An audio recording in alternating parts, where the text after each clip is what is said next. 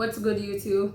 It's your girl Sassiren, and today we are at day 31 of the Vloggers Challenge.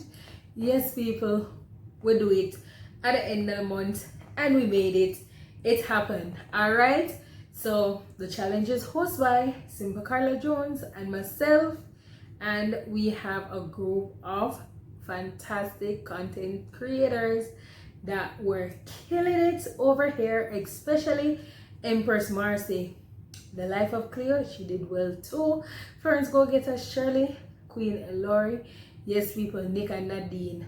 Nick was the one man that batch, yeah, but him go on with himself. Alright, so we have some great content creators. Everybody have them own like a nap what they brought to the platform, what they brought to the challenge, and it was good.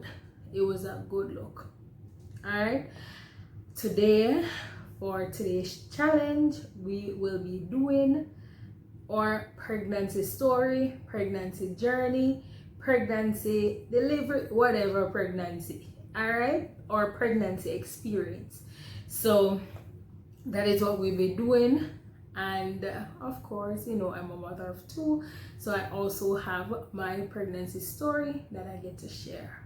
Are y'all ready for it?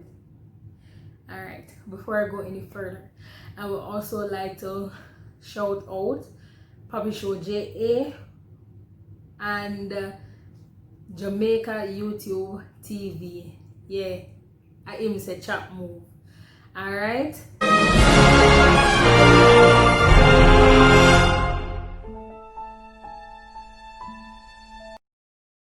Alright, my story is I had hormonal imbalance for quite a number of years. People who know me from back then can attest to this, like, yeah, craziness happening with her cycle. And because of this, they diagnosed me with PCOS. So I have polycystic ovarian syndrome, and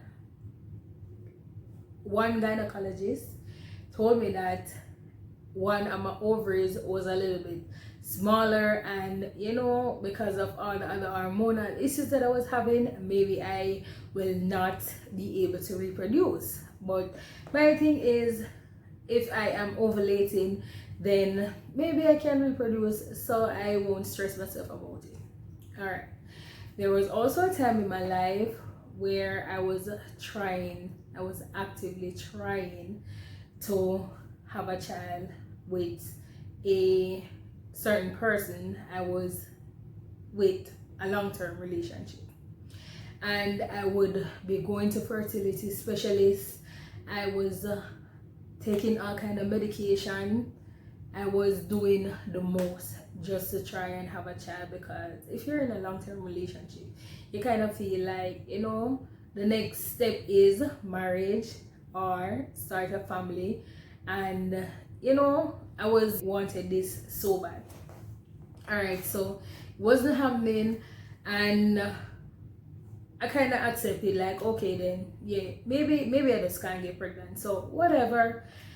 Let me just enjoy myself. All right, so it so happened that that person and I broke up, and I started dating like a year later, and within 6 months of dating the new person, I got pregnant. When I got pregnant, I was like, wait, what? Me? Pregnant? No. So, first pregnancy, right? And I took the test and I brought it over and I put it on his laptop and I left it there. So when he came in and he saw it, he was like, what is this? I'm like, what it look like to you? And he said, but this is a pregnancy test and it's positive. The 2 strokes made it positive, right? I said, yep, pregnant. And he's like, what? So what were the doctors saying? What all of them tests say? I don't know. Boom, I'm pregnant. All right. So So because this was my first pregnancy, I was like, all right, I need to do everything by the books just to ensure that yes, it is really so. So I went to the doctor, and the doctor pretty much confirmed what the pregnancy test had confirmed. So I'm like, okay then, cool, I'm pregnant, you know. So I asked him, like, can you check to see if there's a heartbeat, because I know you can't get the heartbeat. And he's like, no, you're just 4 weeks. All right then, cool. So I'm all excited, waiting on the 6 weeks so I can go back to the doctor because I want to hear the heartbeat. Sorry, but I was excited.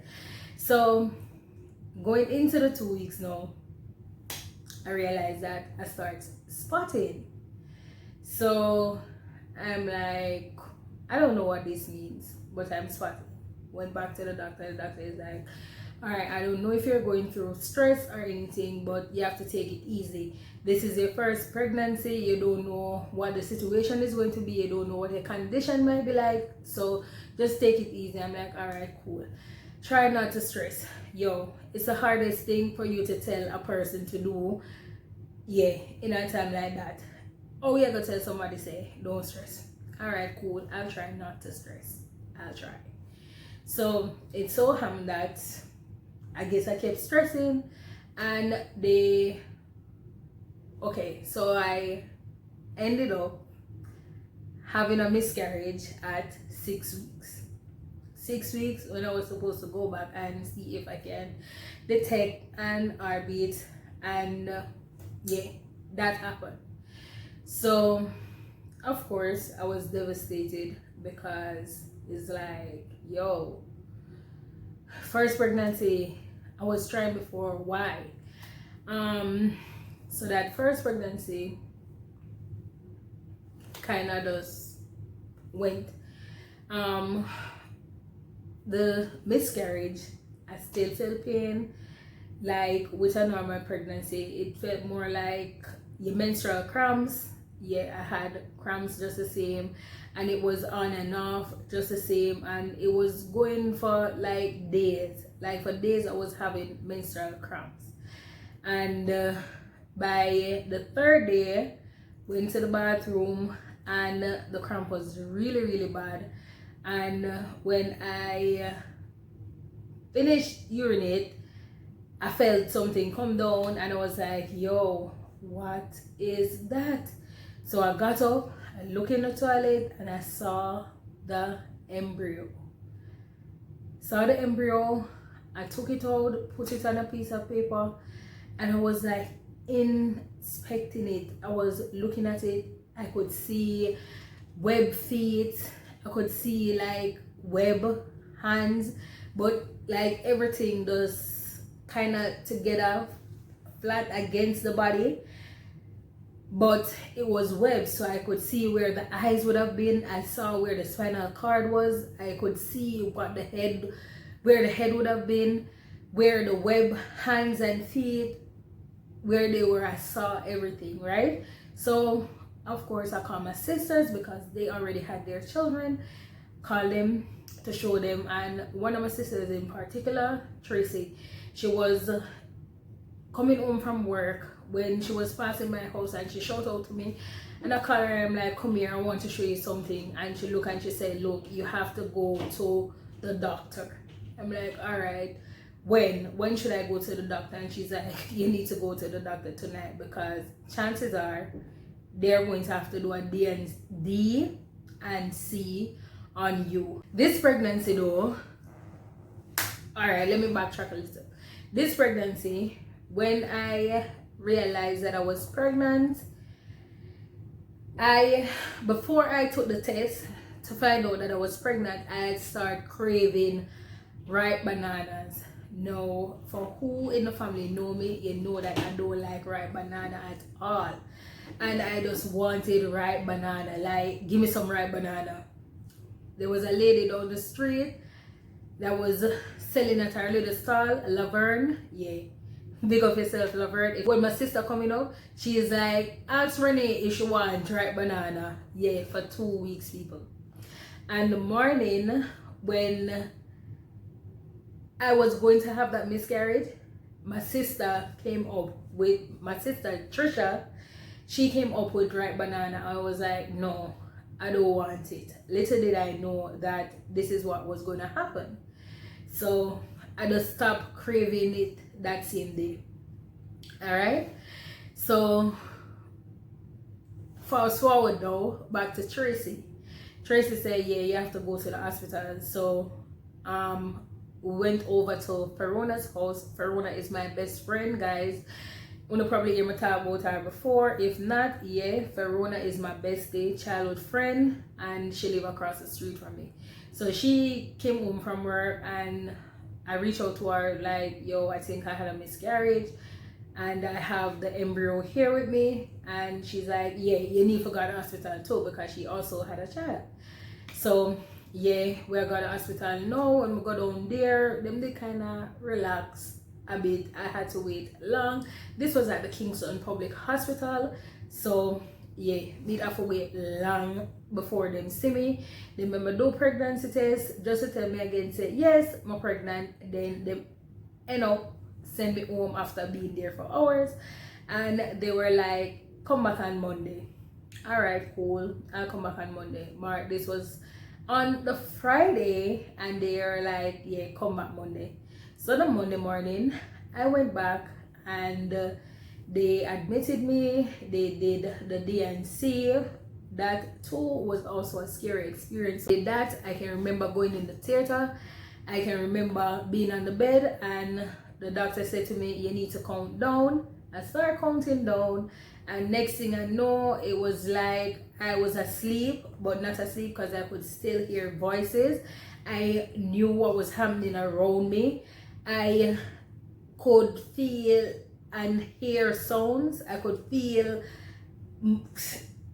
them touching me in a sense, and I could hear the sounds, and I could feel when they use that thingy. It was going around like in a circle. It was a circular motion. I could feel that.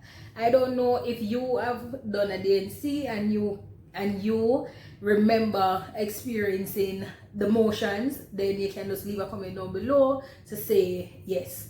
All right, so I felt that, and I can remember when they were waking me up, I had a song in my heart. I don't know which song it was, but I can just remember saying, I love you, Jesus. Fast forward to 5 months. 5 months after the miscarriage, I was looking to leave the island. I decided that, you know what, I need a break from the environment and all that was happening, and I was going to Antigua. So this would be my first time in Antigua, and yeah, me just ready to get away and just, you know, find somewhere new, a new environment and all. When I got to Antigua, I realized that the time was passing by. No cycle was like, yo, this can't be true. No, this is supposed to happen again, right? But yes, I was pregnant. Found out I was pregnant. So that would have been 4 weeks. Going into the 5th week, girl started spotting again. Yeah, girl started spotting again, and I was like, oh Lord, here we go again. So I said, Lord, I commit this child to you. I give you this child. If you want me to have this child, make it happen. But don't take me through another experience like the first. I don't want to ever have to go through that again. You know that I've always wanted to have a child, and if you're going to allow me to get pregnant again just to cause me to have another miscarriage, might as well we just do it right now, this day, and done.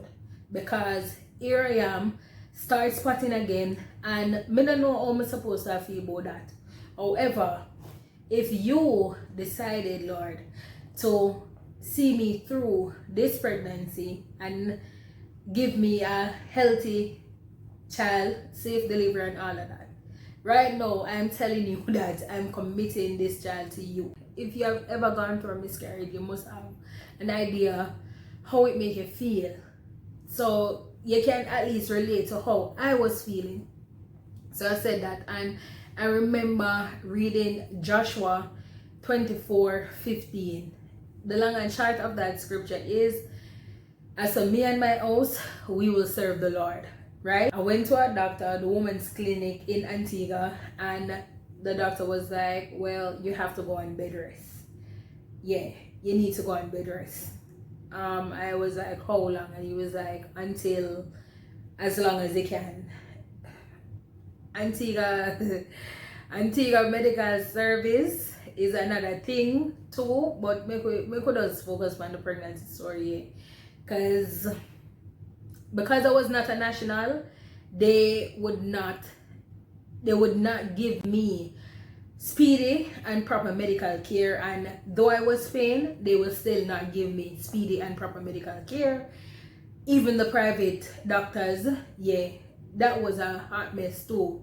So just imagine me, pregnant, scared, wanting to have this child, not getting proper care, but eventually that was what I was told, to go on bed rest. Alright, so I came and I was at the house, should be on bed rest, that wasn't working out. So I was like, yo, I need to go back to Jamaica, because yeah, before I was 7 weeks, I remember going back to Jamaica because her father called me and he was like, if this is a case where you need to be on bed rest, you need to just come home, be with people who will be there for you to support you and all of that, because it might not be an easy ride. So I went back to Jamaica and everything was good. Yeah, I was there, everything was good for 3 weeks. I was like, yes, I'm growing, the baby's growing, I must can detect a heartbeat now. So I went to the doctor, got the heartbeat. So that was like my second ultrasound and everything, because when I was in Antigua, no, they did an ultrasound, they saw the embryo, but they did not detect a heartbeat at the time. So when I got to Jamaica, went to the doctor, got the ultrasound, excited. 3 weeks passed, went to the bathroom, I heard splash, like when I looked down, red, and I was like, yo, this can't be happening. This can't be happening. For 3 weeks, nothing, and now all of a sudden, red. Alright, that happened on a Sunday night. Went to the doctor on the Monday and they were like, you're still in your first trimester. First trimester pregnancy is really sensitive. You know, the likelihood for you to miscarry in first trimester is higher than if you're in the second or third trimester. So, you know, there's not much we can do, because if you even need a cerclage, we can't do anything about it now. And all these medical terms I'm talking about, and I was like, yo, I just want to know what is happening with my pregnancy. So they said, all right, schedule for another ultrasound. So this will be like my third ultrasound, 10 weeks pregnant and doing my third ultrasound. So when they did the ultrasound, yeah, still pregnant. As a matter of fact, at 10 weeks on the ultrasound, Lindy was moving. She was doing like the backstroke, you know me, I said she was moving around, small but moving around. And the doctor said, oh, I think you're 12 weeks pregnant. These movements look like 12 weeks pregnant. And all right, cool, I'm excited, right? So that happened. By 4 months, I got really swollen feet, like really swollen feet. I got carpal tunnel syndrome, and I am a breeder, so you know it was kind of difficult to continue work, and even though I was supposed to be on bed rest, but I had to be working and had to work. And carpal tunnel syndrome, swollen feet, but I had to do it. And that continued up until like the duration of the pregnancy.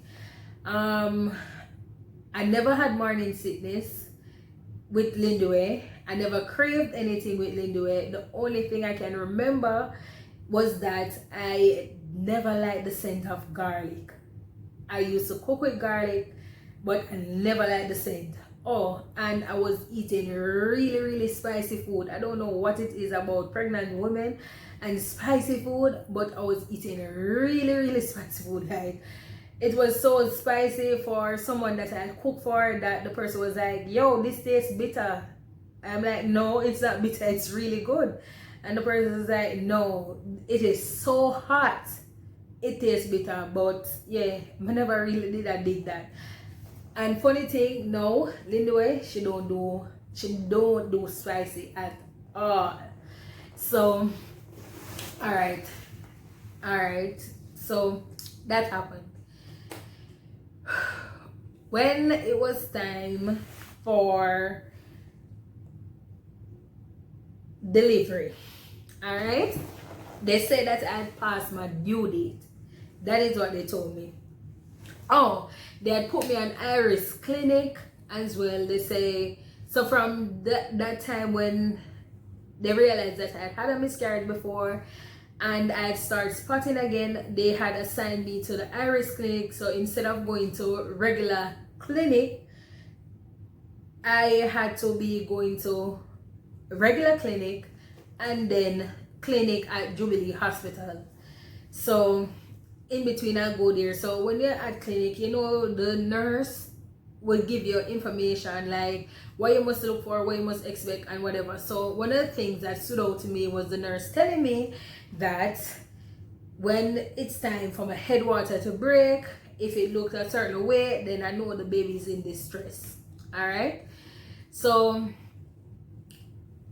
come down now to the time when I was supposed to have a baby. They say you are overdue, so you need to come in.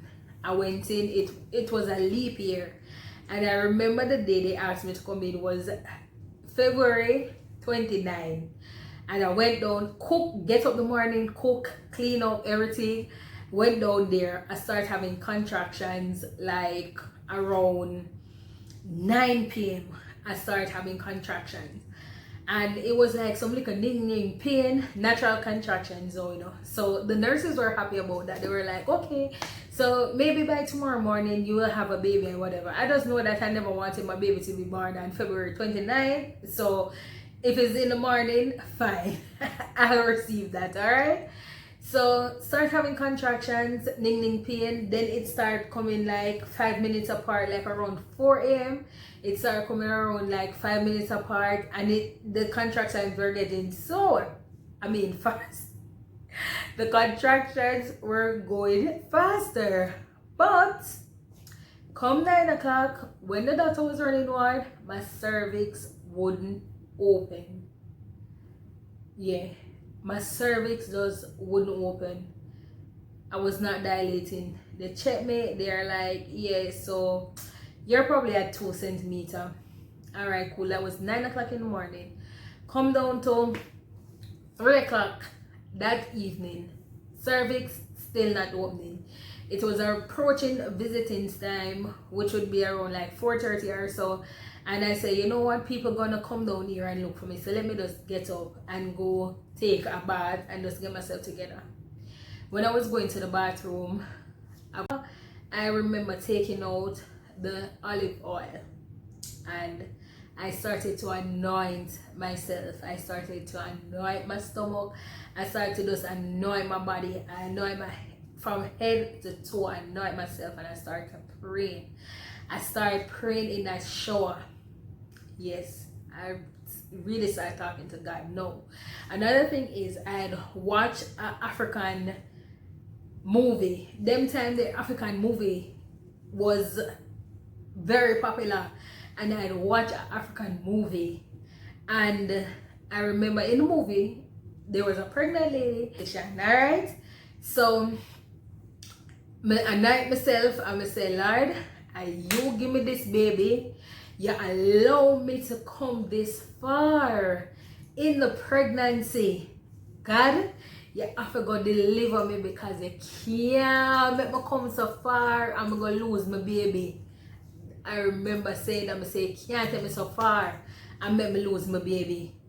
So, right now, you created this cervix and you gonna open it. That is what I said. I said, you're going to open this cervix, Lord, because I'm going to have a safe delivery. And I remember a song came into my heart. Yes, people, I don't know what to be and them song, yeah. But I remember, be magnified. And I started singing. I have made you too small in my eyes. Oh Lord, forgive me. And I have been living a lie that you were unable to help me. But now, oh Lord, I see my wrong in my heart, and show yourself strong. And in my life and with my song, oh Lord, be magnified. Oh Lord, be magnified. Be magnified, oh Lord. You are highly exalted, and there is nothing you can't do. Oh Lord, my eyes are on you. Be magnified. Oh Lord, be magnified. And I sung that song. And people, when I went back on the ward, before it was visiting time, the nurse called me and the nurse said, I'm going to check you again. When the nurse checked me, the nurse said, oh, you're 4 centimeters dilated. We're sending you down to labor and delivery. Who could it be? All right. They must send me down to labor and delivery now. So I'm all excited to go by this. My visitors coming in, and I can remember Kadian. This is my high school friend. She came to visit me. My sister also came to visit me. Trisha came to visit me, and she was like, all right, Trisha, you go and I'll take her down. So Kadian took me down, and she was there with me for a little while. They told me that I need to go get another shower and whatever. So I did that. This was like 4 in the afternoon, and after visiting hours, I was just there sitting, waiting on the ward, waiting. No doctor come look for me. Nobody pay attention to me. I was still in pain.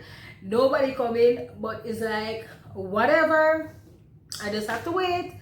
I remember it was like 10 and it was change of shift, and I had known a couple nurses that I had done their hair before, so I started reaching out to them like, yo, I'm in the hospital, nobody's looking at me. What should I do? And they're like, okay, just be patient. They're probably going to change shift now, so just be patient a little bit. All right. So around 9:10, when it was about to be shift change, the pain was so intense. I said to one of the nurses, can you give me something? Just give me something, give me anything, just to let me sleep, because I had not slept the night before and I was just so tired and the pain was rocking my body, tired and everything. And she gave me an injection in my cheek, right cheek, and yeah, all that did was make me feel groggy. And yeah, I went to sleep. Now be mindful that I started feeling pain the night before, like around 9 o'clock, and this was like 10 o'clock at night, and yeah, I'm still in pain. So after shift change, a doctor came on the ward and I was sleeping. I was in and out of sleep. When the pain eased me, I would fall asleep, and when the pain stopped, I would wake up. It so happened that when the doctor came to check me, she was like, mothers, you need to get up and go do your urine so I can get a sample and whatever, right? So everybody rushing now on the ward. The other mothers in the same room as I was, they were getting up to do their stuff. So I collected a cup, went to do my urine. I could not urinate for the life of me. It just wouldn't happen. So I decided to stoop down low enough where I could feel comfortable, and then when I feel it coming, I would just stoop over the toilet. When I went down and it wasn't happening there, I just felt a pop, and it was just running, like running. So when I looked down, I saw green. Now you remember I tell you that at the clinic they say if you urinate, if your water break and it's green, then the baby's in distress. Yeah, right there, another flood of panic start happening because now it's green. So I saw a baby mother. I was like, can you call the nurse and me tell her that my water break and it's green?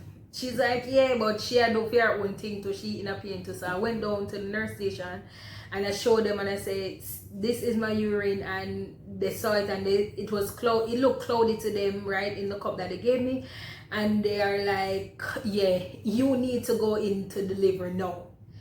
All right, cool. I waited until one mother got through, and then the one that would have gone ahead, I said, when you go around there, could you just tell her that my water break and it's green? So she say, okay. She told her, and when the nurse was done with her and she saw me, she was like, why you never come in and say something? So I say, what else am I going to say when I have to wait? So of course she's going to examine me to check to see where my cervix, now the dilation is at. She's checking me and she does have her fingers does do the most. Yeah, she do the most. And I grab onto her and I said, nurse, it's painful. I'm having a contraction that is painful. She said, you never know. Is a African nurse. Alright? Me no want to call which country in Africa she come from, because I really don't know. I just know that she was an African nurse. And she was like, you never know. You never know that when you were doing it, it was hot. You never know. So me say, yeah, of course, me did know all of what me that got expect, but then me say yes, but no. But then it wasn't painful, it was very enjoyable. But this what you're doing right now, it is painful, and I would like for you to stop. And she said, get up and go over there. So over there is another room that they're going to induce you.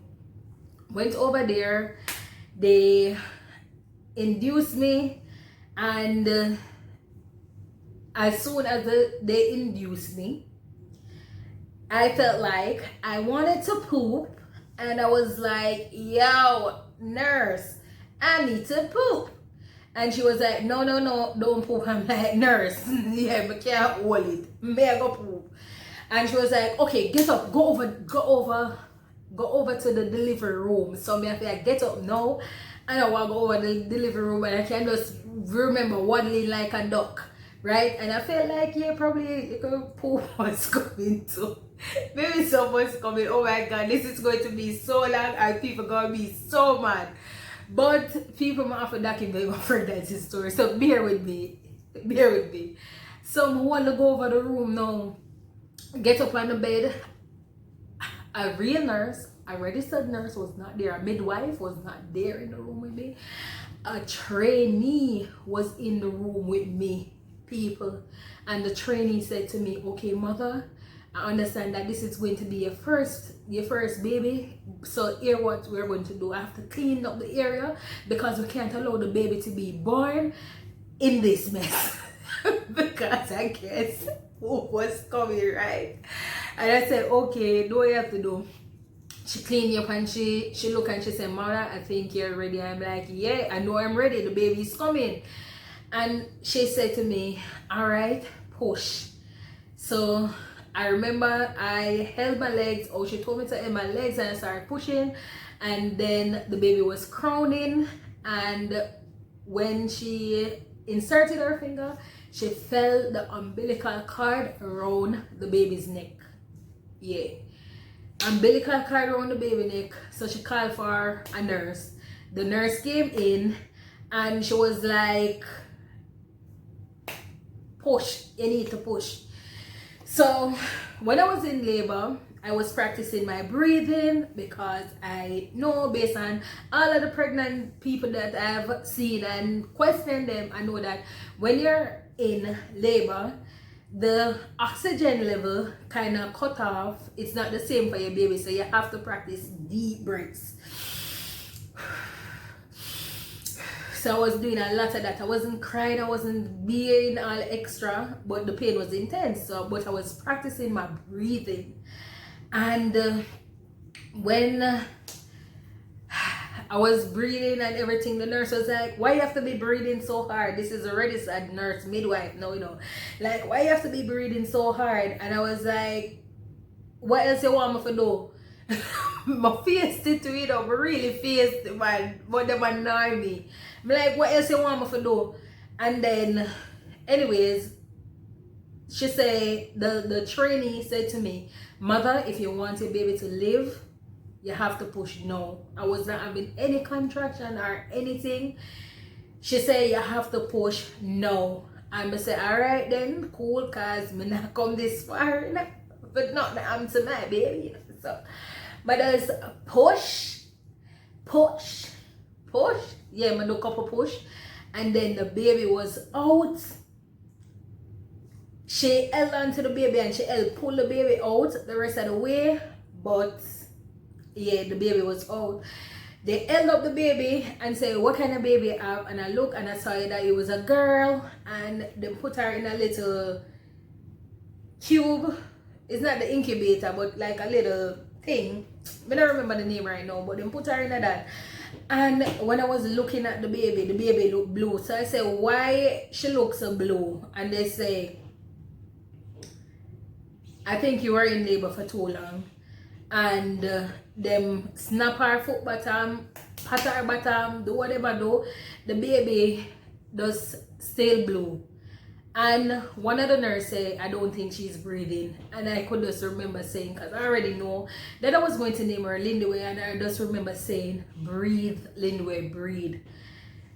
Breathe, Lindway, breathe. And they say, mother, we have to take her to the NICU.